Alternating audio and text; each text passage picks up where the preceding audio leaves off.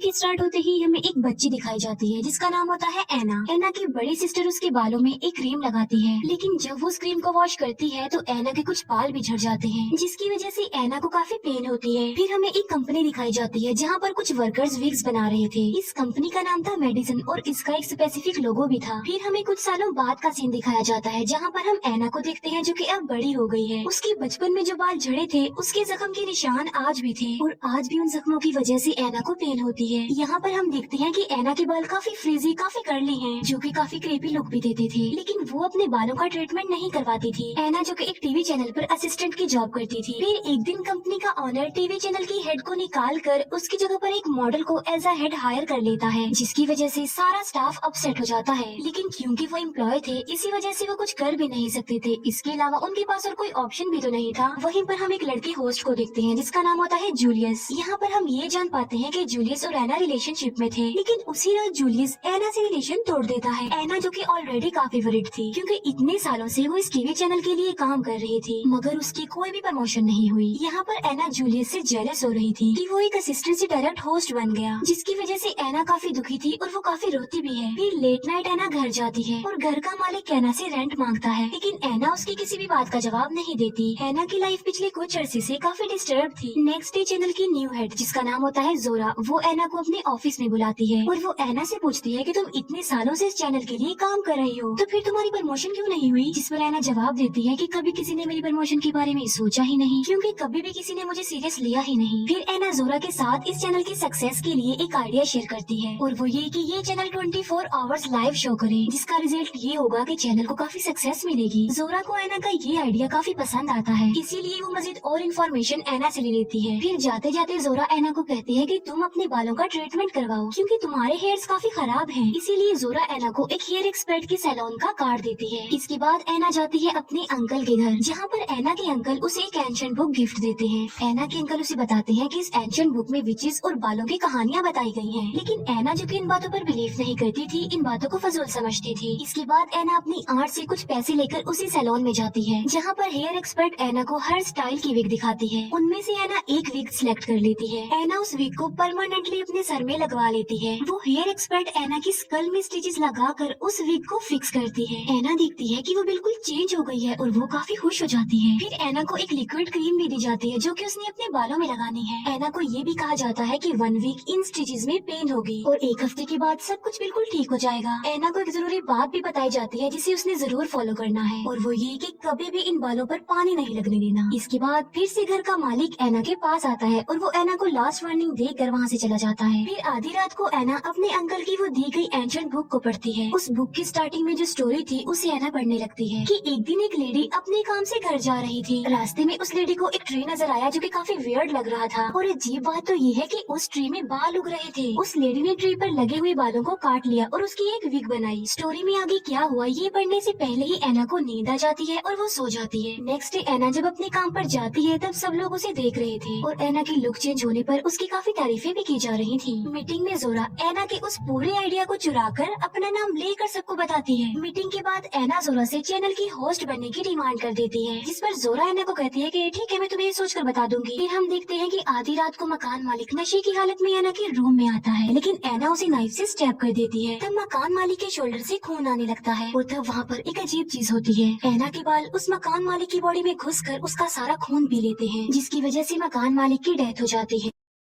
ये देखकर एना काफी डर जाती है, इसीलिए वो मकान मालिक की डेड बॉडी को डस्टबिन में थ्रो कर देती है। नेक्स्ट डे पुलिस को भी ये बात पता नहीं चल पाती कि आखिर इस मकान मालिक की डेथ हुई कैसे है। फिर हम देखते हैं एना को जो कि अपने ऑफिस में थी और अचानक से पोजेस्ड हो जाती है और ऐसा फील हो रहा था कि जैसे एना को उसके बालों ने कंट्रोल कर लिया हो। एना वो लिक्विड क्रीम रोज अपने बालों में लगाया करती थी। एक बार एना के हाथ पर चोट लग जाती है और एना के बाल उसकी चोट से निकलने वाला खून भी पी लेते हैं। इसके बाद एना की बॉडी के जिस हिस्से से भी खून आता था उसके बाल वो खून पी लेते थे, और हैरत की बात तो ये है कि जब बाल खून पी लेते थे तब उनमें शाइनिंग आ जाती थी। अब यहाँ पर बहुत से सवाल हमारे जहन में उठते हैं कि आखिर ये सब ऐसा क्यों हो रहा है। मीनवाइल हम रात को पार्टी में देखते हैं कि जोरा जूलियस से ब्रेकअप कर लेती है, इसीलिए जूलियस वापस एना के पास आ जाता है। जब वो दोनों साथ होते हैं तो एना को गुस्सा आ जाता है और वो अचानक पोजेस्ड हो जाती है और पोजेस्ड एना जूलियस को मार डालती है, और तब एना के बाल जूलियस का सारा खून पी लेते हैं। फिर जब एना अपने नॉर्मल हालत में वापस आती है तब वो डर कर वहाँ से भाग जाती है। फिर एना अपनी आंट को कॉल करती है है वो अपनी आंट को कहते हैं कि जो अंकल ने मुझे एंशिएंट बुक दी थी उसे रीड कीजिए और मुझे सुनाइए। तब एना की आंट उसे स्टोरी सुनाने लगती है कि एक लेडी थी जो कि अपने काम से घर वापस जा रही थी, लेकिन रास्ते में उस लेडी को एक ब्लैक मॉस ट्री नजर आता है और उस ट्री पर बाल उगे हुए थे। वो लेडी उन बालों को तोड़ लेती है और उससे एक विग बनाती है, लेकिन फिर वो विग उस लेडी को अपने कंट्रोल में ले लेती है। और हैरत की बात तो ये है कि वो बाल लोगों को मारने लगते हैं, उनका खून पीने लगते हैं। तब वो लेडी ये जान पाती है कि वो ट्री कर्स था और उस पर जो बाल लगे हुए थे वो विचेस यानी चुड़ैलों के थे। और एक दिन उन बालों ने उस लेडी को फांसी लगाकर मार डाला। यहाँ पर हम ये जान पाते हैं कि एना ने सैलून में जो विग्स देखी थी और इवन जो विग एना ने अपने सर पर लगाई थी वो सब की सब असल में चुड़ैलों के बाल हैं, जो कि उस ब्लैक मॉस नजर आने वाले ट्री से तोड़े गए थे। असल में वो ट्री था ही चुड़ैलों के बालों का। ये पूरी स्टोरी सुनकर एना बहुत ज्यादा डर जाती है। फिर एना ये सोचती है कि मैं दोबारा से उस सैलून में जाऊंगी और इस विग को हटवाकर उन चुड़ैलों के बालों से जान छुड़वा लूंगी। फिर एना रात को ही उस सैलून में चली जाती है और वहाँ पर वो लेडी भी आई हुई थी जो कि पहले चैनल की हेड थी। एना हेयर एक्सपर्ट को कहती है कि मेरी विग को रिमूव कर दो,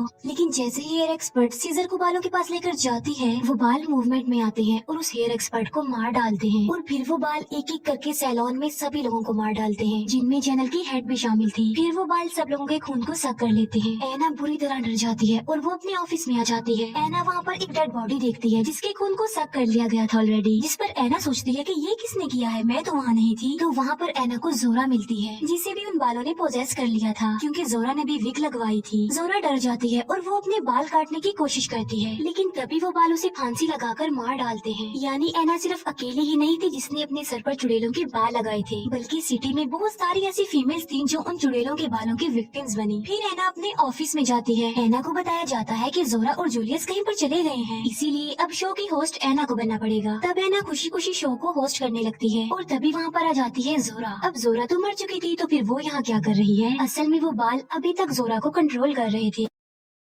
होस्ट करने के बाद एना एक एम्प्लॉय से मिलती है और जोरा उस एम्प्लॉय को मार डालती है। और अब मरने की बारी थी एना की। उस वक्त वहाँ पर कोई भी नहीं था सिवाय एना और जोरा के, इसीलिए एना जोरा से बचते हुए इधर उधर भाग रही होती है।